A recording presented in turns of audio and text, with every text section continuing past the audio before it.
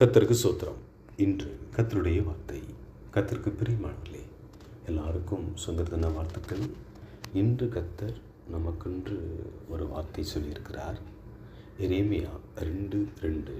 விதைக்கப்படாத தேசமாகிய வனாந்தரத்திலே நீ என்னை பின்பற்றி வந்த உன் இளமையின் பக்தியையும் நீ வாழ்க்கைப்பட்ட போது உனக்கு இருந்த நேசத்தையும் நினைத்திருக்கிறேன்.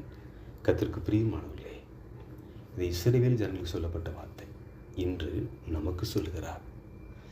ஆதியில் நம்ம ஆண்டவரை நேசித்த விதம், அவரை ஏற்றுக்கொண்ட விதம், அவரை நம்பின விதம், அவரோடு பேசின விதம் எல்லாவற்றையும் நான் நினைத்திருக்கிறேன், நினைத்து நான் உங்களை ஆசீர்வதிப்பேன் என்று கர்த்தர் என்று வாக்கு பண்ணுகிறார்.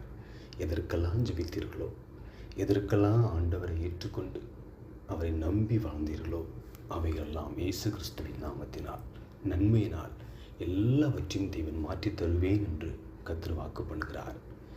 யோவேல் 2:21 வாசிக்கும் போது, தேசமே பயப்படாதே, மகிழ்ந்து களிகூறு, கர்த்தர் பெரிய காரியங்களை செய்வார் என்று வாசிக்கிறோம். கர்த்தர் நம் வாழ்க்கையில் எது குறித்தும் பயப்பட வேண்டாம். கர்த்தர் பெரிய காரியங்களை செய்வார். ஆண்டவரோடு இருந்த அன்பும் பாசமும் எல்லாம் இயேசு கிறிஸ்துவின் நாமத்தினால் நமக்கு ஆசீர்வாதமாக மாறும்.